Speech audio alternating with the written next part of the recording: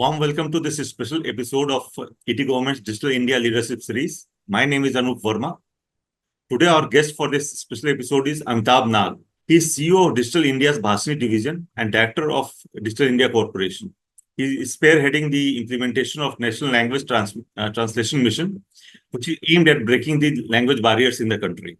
Bhashini is an AI-based translation tool that can break down language barriers and enable conversations and transactions between speakers of various Indian languages. During the course of today's conversation, Mr. Amitabh Nag will offer his insights on how Bhashini is working to harness natural language technologies, fostering a diverse ecosystem of contributors for transcending language barriers, ensuring digital inclusion and empowerment. He will tell us how he believes Bhashini can empower citizens by enabling them to access digital services in their own native language. Welcome, Mr. Nag. Now, India is home to about 300 languages. Some say that this is the largest hub of languages in the world. 22 of these major languages are spoken by a significant part of the population and are mentioned in the 8th schedule of the Constitution. Right. How much success has Bhashini achieved empowering those who speak in local native languages? So, we are basically looking at, as a translation mission, looking at speech and text as the two mediums. And the third medium is the printed material, which we already have, which we are doing optical character recognition. So, from a speech perspective, we have automatic speech recognition and text-to-speech. While as from a translation perspective, we do machine translation. And what we have been able to achieve now is we have speech on 22 languages, and the text-to-speech is right now on 16 languages. So we are bridging the gap of 6 languages. While as we have models through which computers can understand the speech for 22 languages. The machine translation is on 22 languages, and optical character recognition is on 14 languages. So we are, progressively reaching the milestones which we have set for ourselves in terms of translation. Now, the progress which we have been able to make is to actually ensure that we are, making the agenda at the first part clear. So what are our basic things? That, first is tackle 22 first and then move on to next number of languages which you talked about in your initial briefing. So that's one. Second part is look at the accuracy as the main aspect. Don't try to be saying that this is not our baby. If you are creating translation models, it's definitely required to be accurate. That is something which should be there. So that is the industry trend which we are seeking. The third part of the thing is make voice as a medium. So when you're looking at voice as a medium and voice first as the bottom line, voice first, then you are actually leading to a situation by which you are enabling the digital systems to be even accessed by people who are on the other side of the digital divide as well as on the other side of literacy divide. So you are in a position to actually do much more than what you were set out to do as National Language Translation Mission. So that is the third objective which we are working. And then we are getting into a situation where we are asking that every transaction or every work which you do should be, there should not be any barrier with respect to language, and can you do it with voice? That is the so these are the 4 basic parameters where as a Bhashini we are trying to move the needle in the market. That's one. Leading the market by example, if you say that. It's we would be happy that other technologies also and other organizations also start developing, but we are leading here by example as far as possible. And, we are working towards bridging the language, transcending the language barrier, bridging the digital divide, bridging the literacy divide. So there are multiple use cases which we have done POCs deployed and proven that these technologies work. And during the course of conversation, I would be talking about them. So you mentioned that you expect that Bhashini will go on to remove the digital divide, somehow find a cure to this problem. So India's DPI is now being globally recognized as a tool for social inclusion and economic growth. So, can you give some further details? What kind of improvement in the reach of digital services we can expect through the Bhashini platform? So here I would, discuss some of the things which we have already done, which is either in terms of POC or deployment, and I would be specifically mention what is it in POC and what is it there in deployment. We did, this is something which we have already deployed. We have worked with Ministry of Agriculture to have a, chatbot, which is part of PM Mitra, their, app, where a person can ask a question and get an answer about PM Kisan Samman Nidhi, where the money is transferred to the farmers, right? And he can basically ask, मुझे भुगतान नहीं मिला या अगला भुगतान का किस्त कब है? And after authenticating, the chatbot will respond. And there, the authentication can be through Aadhaar number, can be there can be multiple ways, but it is all voice enabled. Now, 11 crore farmers get benefited by that scheme. Even if 1% have a challenge, you imagine the problem which we are solving for them, because if they had a challenge and they haven't got the money, they would have perhaps either given it up or would have gone, spend about 30 days to figure out what is happening, right? And why they are not getting this particular. So that's one use case which we are talking about, where we have the use case is most advanced one, because the farmer even does not need to select the language which he is speaking. This language will be automatically detected. That's the way we are looking at it. Then we move on to the second use case, which is basically saying that the Reserve Bank Innovation Hub actually created a platform, which was a frictionless credit platform, where farmers are supposed to get Kisan credits. Well, the Kisan credit is based on the land parcels, and the land parcels are in vernacular language in the respective states. So our transliteration model actually is being used to transliterate the land parcels so that the banks can understand the the land parcel details and subsequently provide the loans. Now, earlier this used to take 2 to 3 months plus the translation fees which was supposed to be going, and this was the owner was there on farmers, right? And this system, there are about 15 crore, last data which I had was that there are 15 crore loans on Kisan credit which is being provided based on land parcel, and now a significant amount of them would not face this challenge which was there. So that is the second use case which I would talk about. The third use case which is there is about going to we created a persona, and the persona was that a person is coming from village to the city, and he is working through the day. At the end of the day, he is sending money and wants to send money to his folks in the village. And now he has, so he's, he would be on the other side of the literacy divide, or, not much of, knowledge is expected as far as literature is concerned. And also he would be limited in terms of his digital efficacy. Now, what we created was that you can actually work with NPCI to create a model by which you can dial a number and, you can call and say that mummy ko paise bhejne. The system would ask kitne paise bhejne, say 100 rupees, and the 100 rupees get transferred. You just have to put his PIN as an authentication of the serviceman. So you are doing voice-based, money transfer, which is basically and dialing a number, not using internet. So you can actually do it with a feature phone. So that's the second advantage which we are trying to get. This is something which is implemented in English and Hindi and is getting implemented in Telugu and other languages as well. So there are multiple things which are happening here. Then we move on to another use case, which is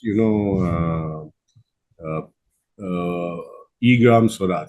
The Ministry of Panchayati Raj and its E-Gram Swaraj package, which was supposed to be basically giving the details of how to work or what reports to get as far as the panchayat is concerned, was all in English. Now we have actually made it multilingual, so now it is available in 22 languages. In the process, we created a digital vocabulary in 22 languages for all the villages in the country, and of course the specific labels which are there, which are approximately 16,000 of them, and now panchayats are vernacular.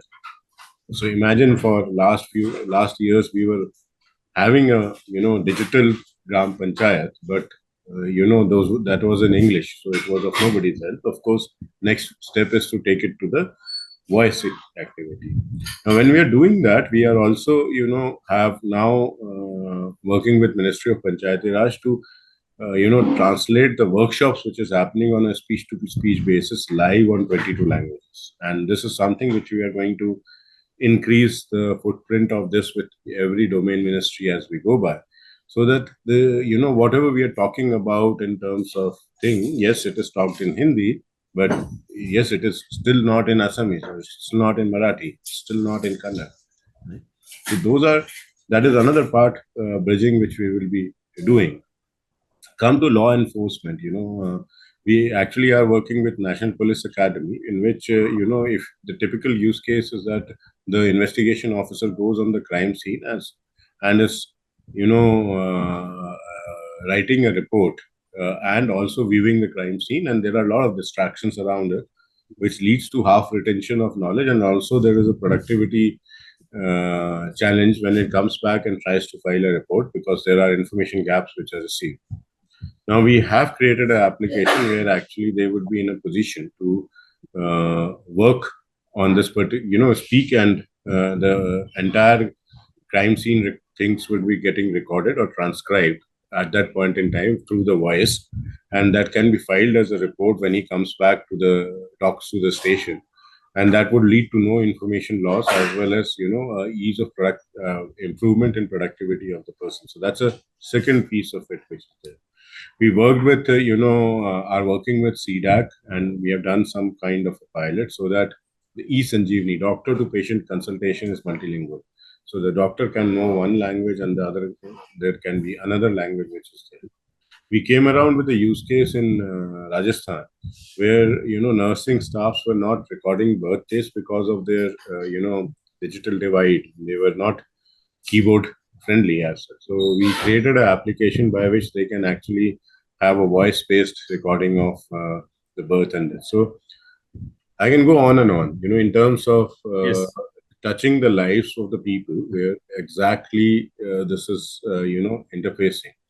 And like the next steps, the voice being like in e-Gram Swaraj, if we are able to interface voice with it, it would be a great help to the last mile which is there. The other thing which we are doing currently is also to, just if, for example, in Jan Manrega, the job cards are now read out using text to speech, so that the person there knows. So what is the job card actually saying? Otherwise, it was best known to the digital guardian who was there, who would actually enter the data and say that this is what you talked about. So you have given a very large spectrum of people who can benefit from it. Farmers, nurses, panchayat. But all these people, they speak the local language with some kind of nuance in their pronunciation and vocabulary use. So how does the Bhashni deal with these nuances in the language? The See, same language can be spoken by in a different, slightly different kind of modulation by different sectors of the population. See, the AI models are trained on data, and when we were working on this particular system, we found that digital data was available in scarcity as far as Indian language is concerned, although 6 or 7 languages are better off than others, but it still does not match up with English. So what we did was that we had a group of 200 translators who were on the field, and they had the application through which the data was captured, both in speech as well as in text, and the parallel corpus was created. So we are better off in terms of models, in terms of dialects, which you're talking about as pronunciation. But then we also are not saying that we are completely perfect. We are in the process of building this national infrastructure, and language is a far older problem than any other problem which was there, or any other challenge which is there. It has evolved over thousands of years, if I look at it, and hence expecting that it will be solved in 1 year, 2 years is a dream, but yeah, we will try to make that dream come true. But we would require a lot of help from people to actually capture those nuances, and that's why we launched the Bhashadan version 2. Bhashadan version was launched in 2022. We are looking at active collaboration from citizens in terms of how they are actually working, and also we are inviting suggestions and hopeful that this Bhashadan, the way we are capturing data can also be improved, and the way this we can create those data sets of bolchal ki bhasha and bolchal ki language. Means if it Hindi is also spoken in 5 different ways, if you move from west to east, from Rajasthan to Madhya Pradesh to Chhattisgarh to Bihar, and but the written script is still the same. So it is a question of how they pronounce and how they write and how they use the grammatical construct of the sentence is definitely different in each one of the states. So we are using various mechanisms to capture the data and continuously improve the models. So we have the program called Bhashini Sayogi, where we are inviting people that use our models and then give feedbacks to improve the models. And we are going to invest on it. And fortunately, we are finding people who are helping us. The one of the technologies that you are using is AI Yeah. for quickly analyzing the voice samples that you get. So, what kind of process did you follow for training and deploying the AI systems that lie at the core of Bhash? See, the AI systems are basically, you are actually doing, what are you doing in AI systems? You have a parallel corpus, right? Parallel corpus means you have, say, hello and namaste. This is a parallel corpus. Now, you create a program by which you tell the computer that, hello is namaste, and you give such data multiple number of times so that the AI model now understands that hello means namaste, and vice versa. So the core of AI technology is basically nothing. It's a raw model which has been picked up in the. We actually collaborated with about 70 odd research institutes in the country, where we who had a footprint on AI, language, speech, computational linguistics, etc. And they were asked to build the models through 8 projects. So, it is a ground up business models which have been, it is a ground up AI models which have been created by using the, indigenous expertise in the country. So, the technology systems that Bhashni is using are cutting edge, they're very advanced. But most people in India, they don't access the internet or such services through their laptops. They use mobile phones, which are probably not of very high quality. So the government has mandated the support for 22 languages on mobile phones. And since 2018, the mobile phones, probably, most of them have this kind of support. So how are your apps doing? What kind of apps are you providing so that people can access the Bharti services through their mobile phones? So, of course, we have the Bhashini mobile app which we had launched, and obviously this is being used. There are about 500,000 downloads for that. So they are people who are using this particular app every whenever they are finding necessary to be used, and we are continuously enhancing this app. The app provides you the facility of converting text to text, so you are getting some text and you're converting it. It also provides you the facility of doing speech to speech. That means you're speaking something and that it gets transcribed and then translated. You're having a converse feature. You speak on one side and the other side is taken care of in terms of the language. So both of us can converse even if we are speaking different language. Then we have provided a scene feature. Scene feature is actually you are on a billboard, looking at a billboard which is perhaps published in some other language, and you want to translate it. You take a photograph and it gets translated. So those are the features which we are putting across into the Bhashini app which we have created. And rest of the applications are coming from like NPCI. It gave a feature phone application for voice transfer. Rajasthan's Peshan app, which was basically given for some other things which are there. So there are multiple such use cases which are coming up, which we are picking up as the market goes by, and then trying to do all of this together. So UPI has become one of the most popular online payment systems in India. So what kind of impact is Bhashini having on UPI So and you, other such cashless payment systems? we have launched one system which was there, and in with our Reserve Bank Innovation Hub, we have a charter to make the complete banking system as voice system, and we are collaborating with NPCI to launch the other use cases which we have, which is basically balance bata do, paise transfer kar do, I talked about, the fast tag charge kar do, gas book kar do. Those are the use cases which we are going to launch. The idea would be to touch the last mile with voice and with ease of making things work.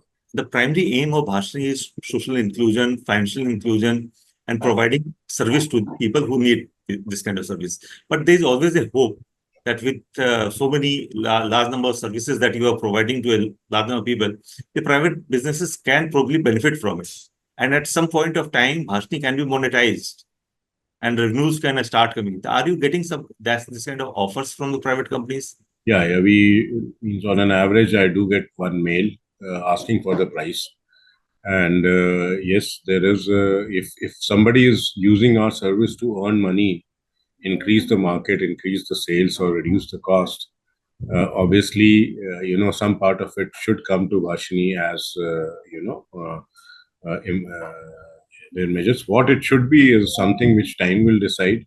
But at this point in time, we still have some time to go with respect to, calibrating our models and work. But you are right. For this entire system can be self-sustaining. And among the people, what kind of growth are you seeing in the response of the people, number of users? Like you said that the Bhasni app has been downloaded about 500,000 times. We are when we look at my dashboard every morning, we are being our system is being accessed by about 11 million times a day. Average inferencing data is approximately 11 million times, and there are very large users. So the one use case can actually bring in huge number of users. So once we go through the POC and the customer is satisfied with respect to the level of the activity, which translation as well as response time, we are hitting the roof as far as the access is concerned. So we are on a production system. To be say 11 million is in 6 to 8 months is quite a big achievement, so as to say. 11 million users, and it's a very 11 million hits a day in a system. About in a the day. user, the active number of users can be less, means it can be 100, 200 kind of a thing. But if I say Panchayati Raj, is my user, then I am actually opening the system to 2.7 lakh panchayats, and each panchayats will have 4 to 5 users. So that's the volumes which we are talking about per system. So if the system is being used by UIDAI, then another range of users come. If the system is used by Jan Manrega, the volumes are huge in that case. I think this is going to have a huge impact the way Bhashini is developing, and for the private business as well as the individual consumers and for the government sector programs. Right. This can lead to vast amount of transformation and progress. Right. Thank you, Mr. Nag. Thank you. Thank you. Thank you for talking.